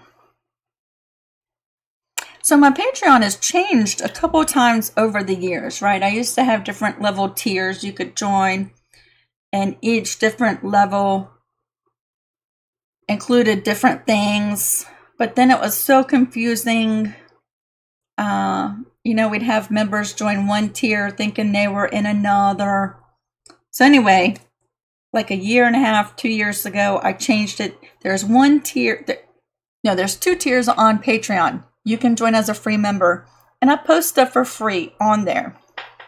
And the free stuff is for everybody. And then the paid membership is $10 a month. And for that, you get a free pattern. So the My Love Trivet was the free February pattern for Patreon members, right? And sometimes the free pattern that I give on Patreon is exclusive, like only Patreon members get that pattern. And then we usually do a workshop sometime on Patreon for instructions, right? But so you get a free pattern each month, and then we do different events. And so this year, each month we're getting together on a Sunday to sew a tiny house block. Let me show you what that looks like. Like that was the tiny house block that I made last month. We're making the same block, but we're getting together for 4 hours once a month just to work on little houses. And at the end of the year, we're going to have 12 of these blocks we can put together, each one of us, to make a little quilt with, right? And then each month we do a quilt retreat. Most months, that's a 24-hour quilt retreat, like February, where there's a Zoom room open for 24 hours. And some of us stay awake for 24 hours. And you can come and go as you like. One month we did a 3-day retreat, and I shut it down like at 10 o'clock at night until 10 o'clock in the morning, which required us to get some sleep. I think we did that in December. But the room was open for 3 days. So I'm trying to keep it interesting, offering different things. But this month we're having a 24-hour quilt retreat. Yes, the UFO squad. That is the one. It's $10 a month. And those are the perks for February. But it's like that every month. And the cool thing is, you don't have to sign up for a year. You could do it on a month-by-month basis, right? So if you wanted to just join for a month and check it out, you could do that and then cancel it.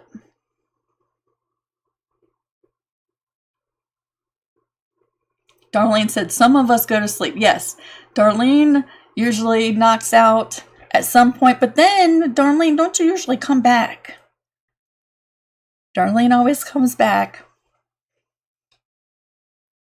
But it's awesome, though, because we're on different time zones, right? I'm on the East Coast.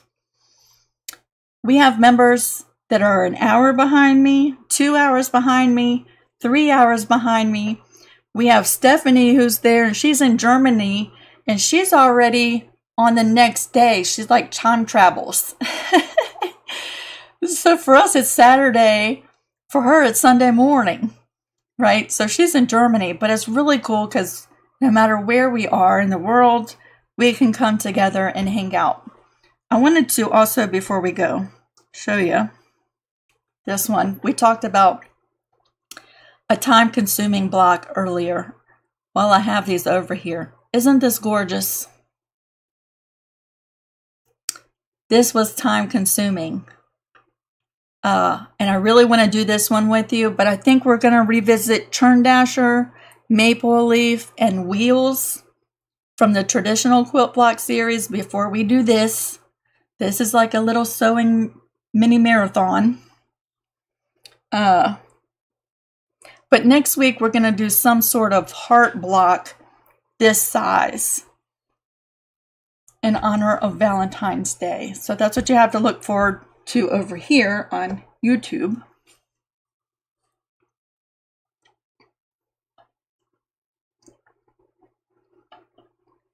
Whew.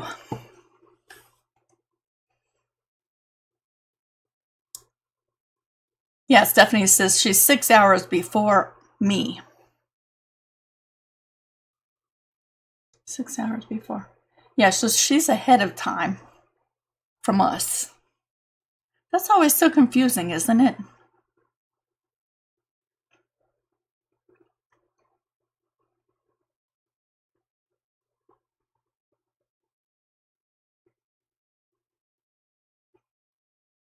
It's, 24 hours. That's a long time, isn't it? But we have a lot of fun. We really do. And I pretty much eat the whole entire time. I have some kind of snack. Like I was telling Harlan Like, it's a good thing we only do a 24-hour quilt retreat once a month. These are my notes for after I'm done. Because I would tell you, I go all week, and sometimes I have to remember to eat during the day. But let me turn on a Zoom, and instantly I am hungry nonstop. Like, I don't understand that. I don't get it, but that's the way it is. Oh, Jane, you're making homemade chicken and noodles. That sounds delicious. That sounds delicious. I would tell you. Should I tell you? Sunday we're getting 6 roosters.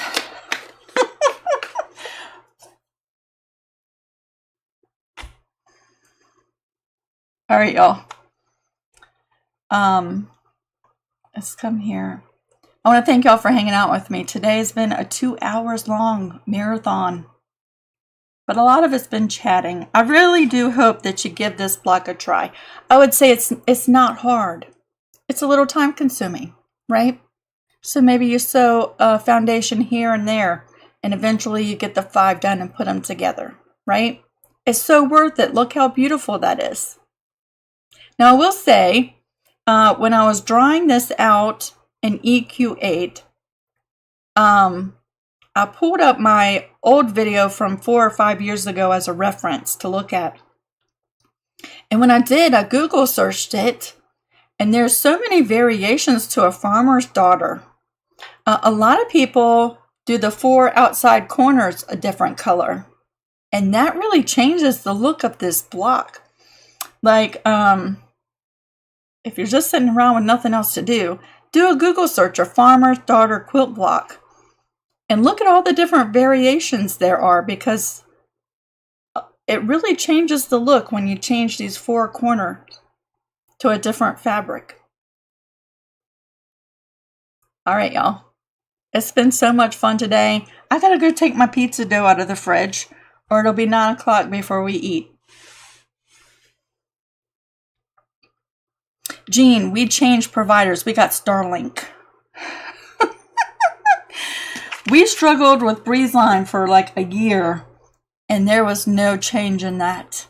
And I still see on Facebook, in our community Facebook page, anybody who has BreezeLine in our area still struggles. We went with Starlink. Huge difference.